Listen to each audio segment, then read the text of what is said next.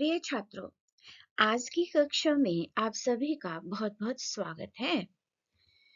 छात्रों, आपने अब तक अच्छी तरह से, चाहे वे गद्य पाठ है, पद्य पाठ है यानी कि कविता है, आप उनके विधाओं के तत्वों से भली भांति परिचित हैं। जब मैं बात करती हूँ कविता के अंग, तो क्या आप बता सकते हैं कविता के अंग कौन कौन से होते हैं जिनके माध्यम से आपको कविता की समझ आती है? जी, रस, छंद, अलंकार, तुकबंदी, भाषा शैली, भाव सौंदर्य या कला पक्ष, ये कविता के अंग होते हैं। तो आज की कक्षा में हम पढ़ेंगे कविता का एक महत्वपूर्ण पहलू या तत्व, अलंकार। जिस तरह से एक महिला अपनी खूबसूरती या अपने सौंदर्य में चार चांद वह अपने आभूषणों से, गहनों से लगाती है, उसी तरह बच्चों, कविता की सुंदरता बढ़ती है उसके रस, छंद, अलंकारों से। अलंकार से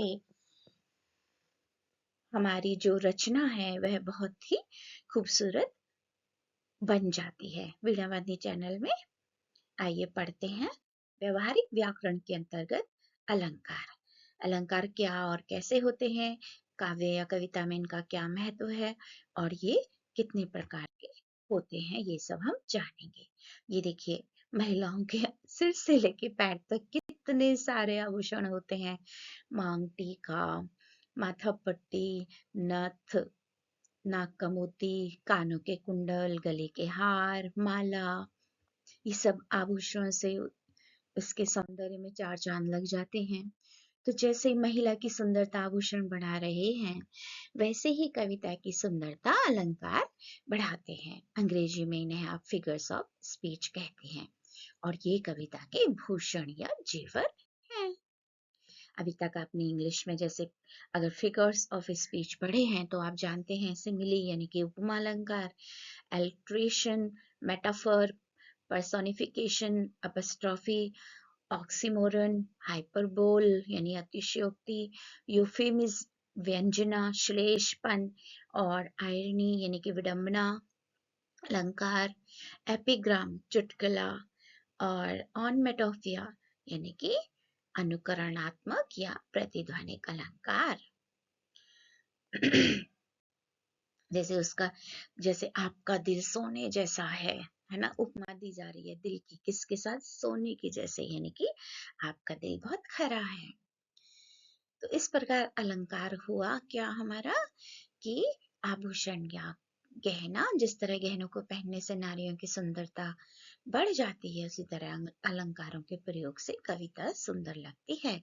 अतः कविगण अपनी कविता में अलंकारों का प्रयोग करते हैं। तो इस प्रकार साहित्यिक भाषा में अलंकार की परिभाषा हुई, जिस साधन से कविता के सौंदर्य में वृद्धि होती है उसे हम अलंकार कहते हैं। अलंकार दो भेद होते हैं, शब्द अलंकार, अर्थालंकार। शब्द अलंकार के भी फिर बच्चों तीन भेद होते हैं, अनुप्रास अलंकार, यमक अलंकार, श्लेष अलंकार। अर्थालंकार अर्थात जब काव्य में अर्थ के माध्यम से सौंदर्य की उत्पत्ति हो। उपमा अलंकार, रूपक अलंकार, मानवीकरण, अतिशयोक्ति और उत्प्रेक्षा अलंकार। आइए जानते हैं सबसे पहले शब्द अलंकार। जहाँ काव्य में शब्दों के माध्यम से सौंदर्य उत्पन्न हो, वहां शब्द अलंकार होता है। जैसे तरनी तनुजा तट तमाल, तरोवर बहुछाए। और शब्द अलंकार के तीन भेद होते हैं प्रमुख, अनुप्रास अलंकार, यमक अलंकार, श्लेष अलंकार।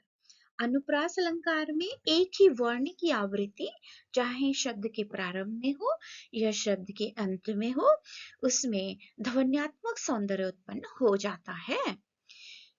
तो समास ध्वनियों, वर्णों अथवा अक्षरों की पुनरावृत्ति होती है, वहां यह अनुप्रास अलंकार होता है। जैसे चांद चमकता चांदनी रात में।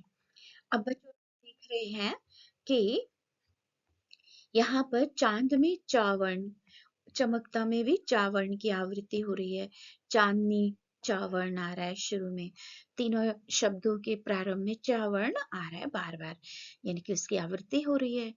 तो एक ही वर्ण की जब आवृत्ति हो या एक ही शब्द की जब आवृत्ति हो तो वहां अनुप्रास अलंकार होता है। दूसरा उदाहरण देखिए, कोके लगे कोयले कंद वन में पैरी फेरी। यहाँ का वर्ण की आवृत्ति हुई है इसलिए यहाँ पर अनुप्रास अलंकार है। दूसरा देखिए शब्द अलंकार, यमक अलंकार। जब कविता में किसी एक शब्द का एक से अधिक बार विभिन्न भिन्न भिन्न अर्थों में उसका प्रयोग हो, वहां यमक अलंकार होता है। जैसे माला फेरत जुग भया, फिरा न मन का फेर, कर का मन कर डारी दे, मन का मन का फेर। कबीरदास जी ने कितना सुंदर दोहा लिखा है। आइए इसमें देखिए, माला, माला शब्द जो है और मन का फेर, मन का जो है अलग अलग भाव में कई बार प्रयुक्त हुआ है, जिसमें एक मन का मतलब अपने हृदय का, और दूसरे मन का अर्थ है जो मोती होता है, रुद्राक्ष होता है, माला में जो मोती होता है ना। तो कबीरदास जी इसमें कह रहे हैं कि हमें हृदय से ही प्रभु का स्मरण करना चाहिए, नाम जाप करना चाहिए। अगला देखिए, सारा दिन बजी बजी, सारा दिन भजी भजी। अब पहले में जो है कोई संगीत वाद्य यंत्र बज रहा है और दूसरे में भजी भजी 2 बार आ रहा है, अर्थात कुछ लोगों का समूह है जो भजन कीर्तन कर रहा है। श्लेष अलंकार देखिए, अब कविता में जहाँ किसी शब्द का प्रयोग एक ही बार प्रयोग होता है परंतु उसके अर्थ एक से अधिक निकलते हैं, वहां श्लेष अलंकार होता है। जैसे चिरजीवो जोरी जुरे क्यों न सनही गंभीर, को घटके वृषभानुजा वे हलधर के वीर। अर्थात यहाँ वृषभानुजा का अर्थ है बैल की बहन यानी कि गाय, और दूसरे वृषभानुजा, वृषभानु प्लस ज अर्थात वृषभानु की पुत्री यानी कि राधा। हलदर, हलदर का मतलब किसान का भी होता है और हलदर माने कृष्ण के भाई बलदाऊ भी है, बलराम भी है। अर्थालंकार किसे कहते हैं? जब कविता में अर्थ के माध्यम से चमत्कार या सौंदर्य उत्पन्न होता है तो उसे अर्थालंकार कहते हैं। जैसे दीप शिखा से शांत भाव में लीन, उपमा अलंकार का कितना सुंदर भाव है, यहाँ पर उदाहरण है ना, कि जैसे कोई दीप की लौ जल रही हो, शांति पूर्वक स्थिर हो, ऐसे ही किसी स्त्री की तुलना की गई है। अब आइए अर्थालंकार के भेद देखें। सबसे पहले उपमा अलंकार। उपमा अलंकार की एक साधारण सी पहचान है कि हमें पहचानने के लिए प्रश्न आ जाता है सीबीएसई परीक्षा में, कुछ उदाहरण वाक्य दे दिए, कविता की पंक्तियां और प्रश्न दे दिया, निम्नलिखित पंक्तियों उप अलंकार छांटिए। तब उपमा अलंकार की साधारण सी ट्रिक है कि इसमें वाक्य में सा, सी, सम, तुल्य, सरिस आदि शब्दों का प्रयोग करके तुल्य भाव प्रकट किया जाता। इस प्रकार जहाँ किसी व्यक्ति या वस्तु आदि के स्वभाव, स्थिति, रूप या गुण आदि की तुलना या समानता किसी अन्य व्यक्ति या वस्तु के साथ की जाती है, वहां यह उपमा अलंकार होता है। जैसे सागर सा गंभीर हृदय हो, गिरि सा ऊंचा हो जिसका मन।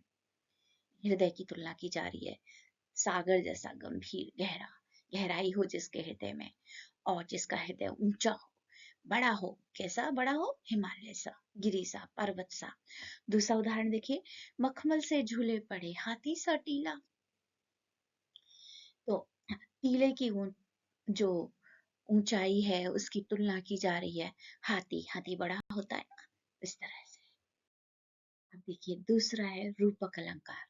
जहां गुणों की समानता दर्शाने के लिए दोनों वस्तुओं को अभिन्न मान लिया जाता है, वहां रूपक अलंकार होता है। दूसरे शब्दों में उपमेय में उपमान का आरोप कर दिया जाता है। अंबर पनघट में डुबो रही, तारा घट उषा नागरी। उदाहरण देखिए कि रात्रि, रात्रि का कितना सुंदर इसमें चित्रण किया गया है कि जो निशा है, रात्रि है, वह अंबर रूपी पनघट में जो है तारा रूपी घट को डुबो रही है। इस अलंकार में उपमेय को उपमान का रूप दिया जाता है और वाचक शब्द का लोप हो जाता है, उपमेय का भी वर्णन होता है। एक उदाहरण और देखिए, कमल के समान मुख और चांद जैसी हंसी। अर्थालंकार का अगला भेद है उत्प्रेक्षा अलंकार। जहां उपमेय में उपमान की संभावना प्रकट की जाए वहां उत्प्रेक्षा अलंकार होता है। इसमें बहुत आसान से ट्रिक है पहचानने की। मनु, मानो, मनहु, जानो, जनु, जनहु आदि वाचक शब्दों का प्रयोग होता है।